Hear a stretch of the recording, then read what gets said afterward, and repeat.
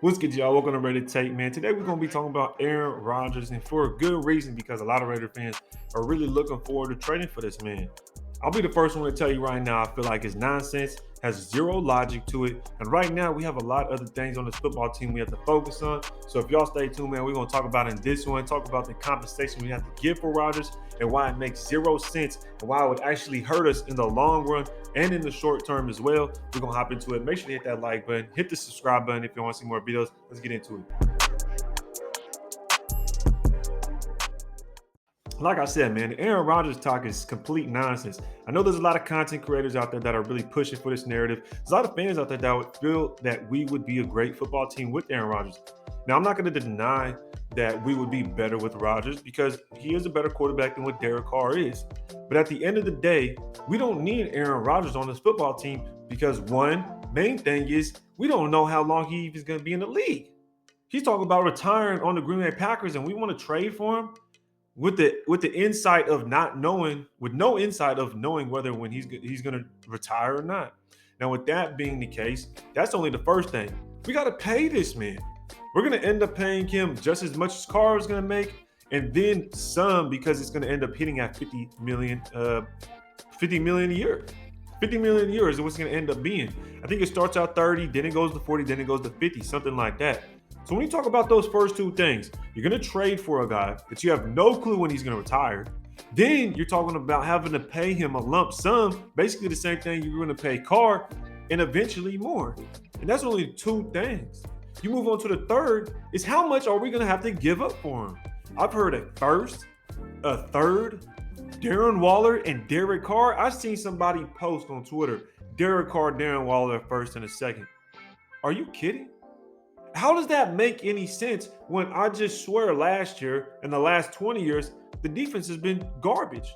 It's been abysmal, non-existent, not higher than the 20th ranked defense. I can go on and on about this.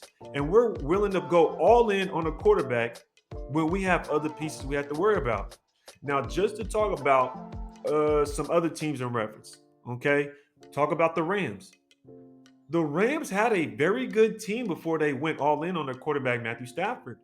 They went and won a Super Bowl, but they already had a defense. They already went to a Super Bowl with the team that they had and the coach that they had, and all they needed was a quarterback. So what did they do? They went all in for that guy. Let's talk about the Tampa Bay Buccaneers. Tampa Bay Buccaneers had a good defense already. They had good pieces on the offense already. They went and got Tom Brady. They didn't have to give a lot of compensation, but they still went and got Tom Brady, and they were a convincing team because they had a good team already. They had a good defense already. You talk about the 49ers, and I could keep going on and on. You talk about the 49ers, and you'll see that they have literally their damn defense is number one. Not only that, their defensive line has basically all first rounders on the defensive line. They traded DeForest Buckner years ago, but he was a first-round pick. Eric Armstead was a guy. Nick Bosa is another guy. Javon Kinlaw. You talk about having multiple first-round picks on that defensive line. What do they do when their defense is set? They have weapons on the offense. They go all out and they get a quarterback and Trey Lance. And this is my point is that this is the point where we need to make a turn as a franchise and say we need to go all in on the defense. We need to go out there and make sure our first round pick is spent on the defense. And if we trade up, we need to trade up for like a Jalen Carter. But at the end of the day, we need to go defense in the first round. We need to keep all of our compensation. We need to keep all of our cap so we can build this defense up to be at least 15th or better. Because why was let me take it another step further. A rookie quarterback with a terrible defense. Why? Why do we want to get another quarterback that's going to be in the same situation as Derek Carr, if not worse, because there's going to be less resources to build around this young man? Now, people will say, well, rookie deal, he's on a rookie deal, this, down, and third, blah, blah, blah, blah. Well, let's think about it like this. The Broncos had a good defense and went all in on a quarterback like Russell Wilson. They have a good defense, right? We have a terrible defense. We're trying to go all in on a quarterback, and how's that going to work out for us with no defense?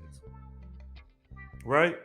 Then you sit there and you think about the fact that, okay, we got the pick 7. We got pick 7. That's a solid one.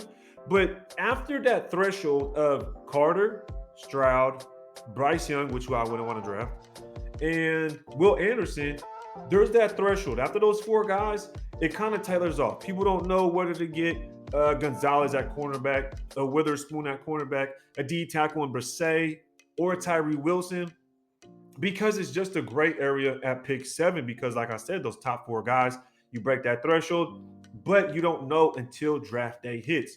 Now, we still haven't got any draft compensation for Derek Carr, and we're sitting on our hands on that trade. Basically, we just got news that Derek Carr can start looking for trade partners. But at the same time, I don't think that really matters, because at the end of the day, we all know who's going to, those guys know. You know what I mean? We don't know, but those guys know who's willing to trade, who's not willing to trade, who's been talking, who hasn't been talking. Those guys be doing what they do on the low.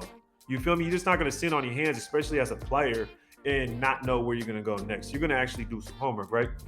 So you talk about that. We haven't got draft compensation for him. And we're already talking about bringing another quarterback in before we got rid of the quarterback that we already have. Now, some people may ask, oh, well, what are you going to do about the quarterback position? We need a quarterback this, down, and the third. I agree 100%. We do need a quarterback. But like I said throughout this video, there's a certain place, time, strategy to go about getting a quarterback. And the way I think we should do it is build the defense first, then go all out for your quarterback next year, or when it's time to go all out for your quarterback.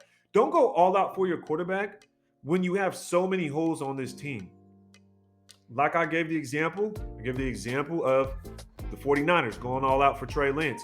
You give the example of the Rams going all out for Matthew Stafford.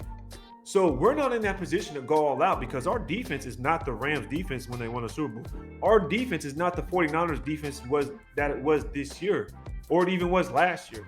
Our defense is one of the worst in the league, yet we're willing to trade all of our resources and go back in the cycle, back to square one, just so we could be happy about Aaron Rodgers being the quarterback.